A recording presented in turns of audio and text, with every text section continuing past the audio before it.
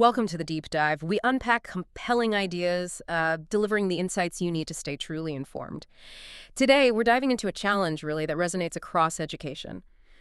How do we move students beyond simply consuming information, towards actively becoming creators and innovators? hmm We hear constantly about technology being the answer, but the big question is always, how do schools actually make that leap, from just talking about it to making it real? So we're taking a deep dive into a really inspiring case study today. It's from Bader Intermediate School in Munger, Auckland, that's in New Zealand. This school is, well, revolutionizing learning through a really innovative approach to virtual reality. Yeah, it's quite something. It's a story that I think reveals a profound rethinking of student engagement and potential. Exactly. Our source material for this deep dive, it really shines a light on how Bader Intermediate is using ClassVR to empower its students Yeah. in really transformative ways. Yeah. Our mission today, then, is to unpick this specific approach. I mean, not just how it boosts traditional learning, which it does, but how it really fosters creativity. And interestingly, how it offers some unexpected, really vital support for diverse learners, too. Oh, It's a great example of tech being used with real purpose and insight. that's right. So, get ready to hear about how a middle school is making what seemed, well, impossible, possible for its students and what these groundbreaking approaches could ultimately mean for the future of learning for you. Okay, let's kick things off by grounding ourselves in the context of Bader Intermediate. This isn't your average middle school. It's in Munger, Auckland, New Zealand, as I said. And it has this long-standing reputation for being profoundly student-centered. It's not just a buzzword for them. No, definitely not. It seems woven into their daily operations. They prioritize individual growth, offer personalized support through small tutor groups. It's all about making sure every student feels seen, supported. And it's a vibrant, diverse learning environment too. Students, educators from all walks of life, which really enriches the whole experience. And that student-centered idea, Yeah. it's not just about the small groups, right? It's deeply woven into their actual curriculum design. Uh-huh. Bader structures learning around 6 core themes: technology, the sciences, English, PE and health, the arts, and mathematics. Pretty comprehensive. Right. But what's particularly interesting, I think, is the strong emphasis within that technology theme. They're not just teaching students how to use software or devices. Yeah. They're really trying to cultivate broad technological design skills. Ah, okay. Design skills. Yeah, empowering them to think like designers, like engineers, Right. not just users, that focus on process, on problem solving, rather than just the tools themselves. Yeah. That seems fundamental to what they're doing. That's where the school's core ambition really comes into focus then.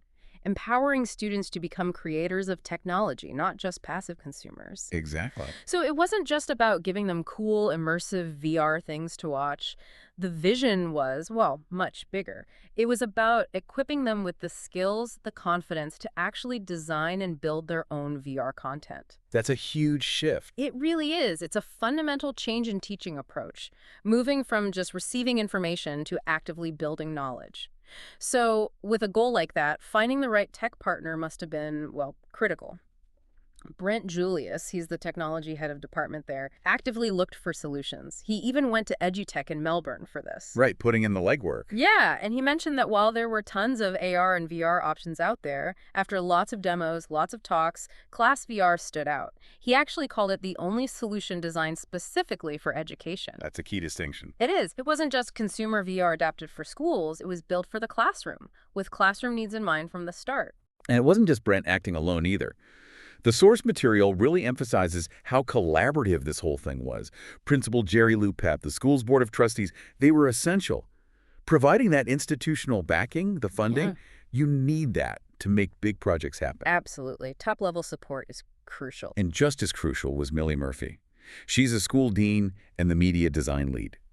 She didn't just manage the ClassVR rollout, she really pioneered its use in the curriculum, working hands-on with the students. Okay. That mix of high-level support and passionate, on-the-ground leadership, that feels like a recipe for successful innovation, doesn't it? It really does. You need both. So what's particularly striking about ClassVR and why it fit Bader's vision so well is its sort of dual capability.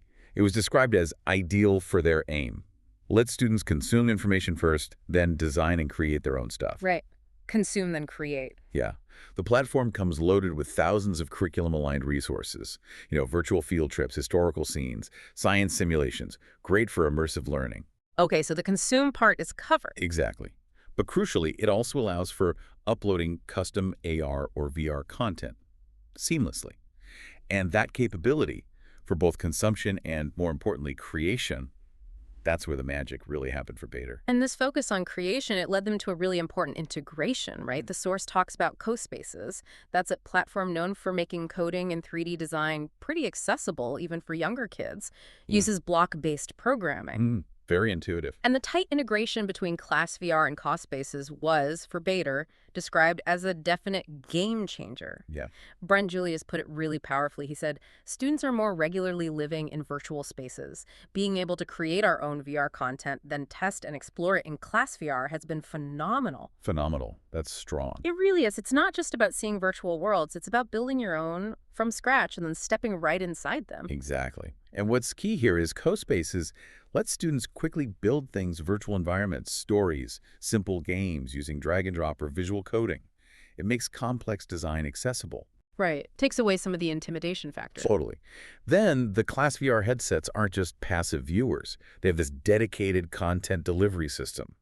Students can publish their CoSpaces work with like a single click and instantly see it in full 3D immersion on the headset. Wow, instant feedback. That immediate loop design click experience that's incredibly powerful for iterative design, for creative expression. You see what works, what doesn't right away. And that immediate feedback, that hands-on creation, it clearly clicks with the students. Our sources show some really vivid examples of what the students are actually doing. We're talking creating animated stories, with characters, settings, designing their own roller coasters complete with physics, unique tracks. That sounds fun. Very cool. And even building complex parkour games where players navigate challenges they designed. So they're really owning it. Absolutely. It's not just learning about something, it's active, imaginative building, giving them real, tangible results for their digital work.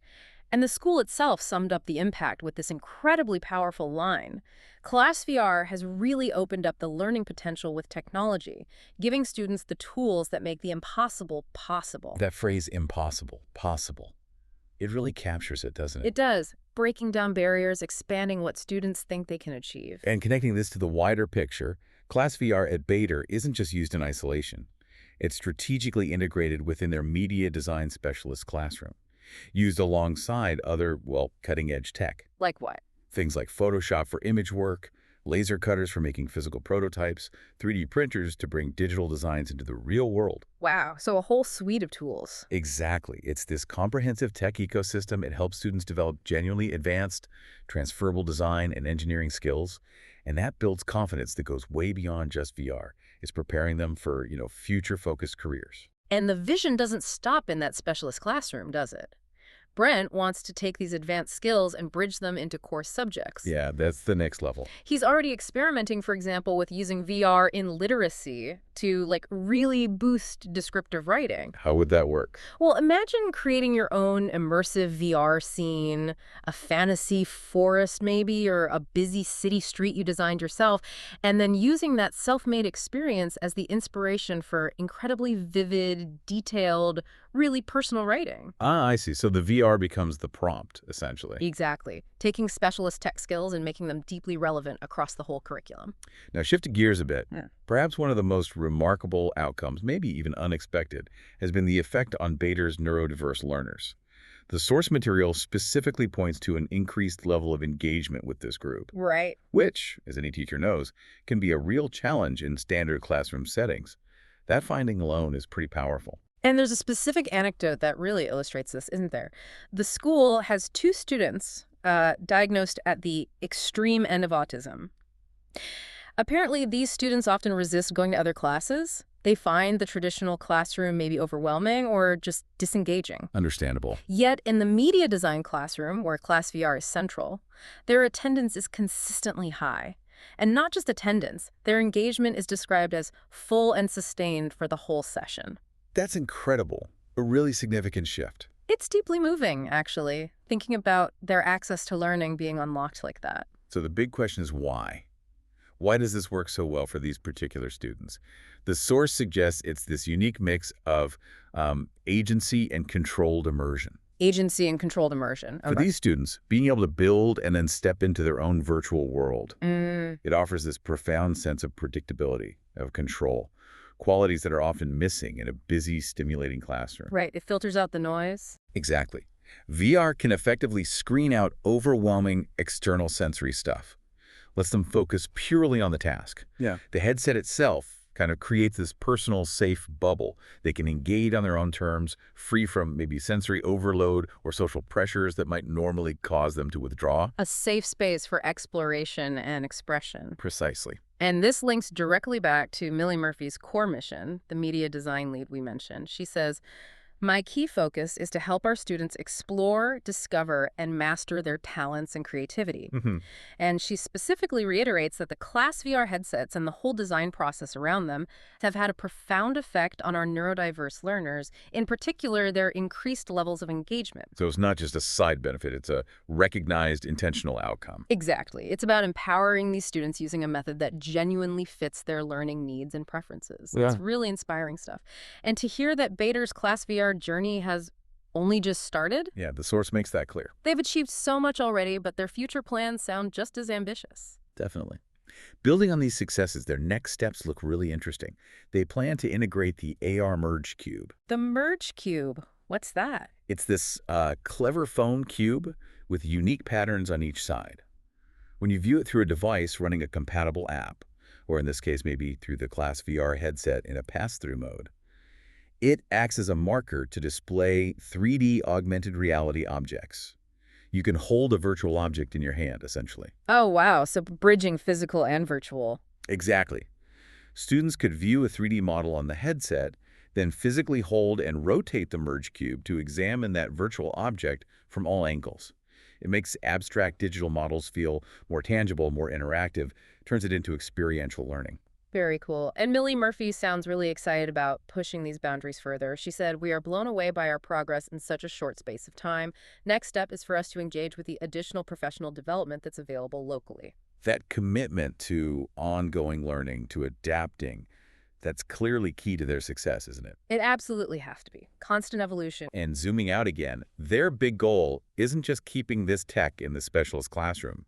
They aim to bring the technology into all curriculum areas. Across the board. Yeah.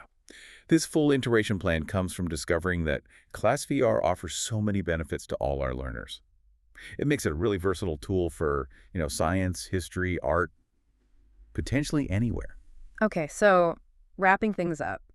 We've taken this deep dive into how Bader Intermediate isn't just, using VR. They're fundamentally transforming it into this powerful engine for creation, for developing sophisticated skills, and achieving unprecedented engagement, especially for students who often struggle in more traditional settings. Right.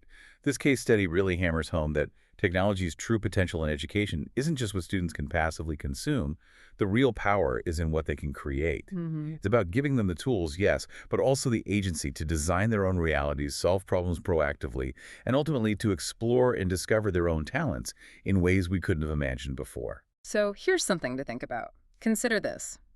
If a middle school can empower students to turn seemingly impossible ideas into actual VR experiences and significantly boost engagement, even for the learners facing the biggest challenges, what is this fundamental shift from being just a technology consumer to becoming a technology creator? What does that mean for the skills and mindsets needed in the world you live and work in? That's a great question.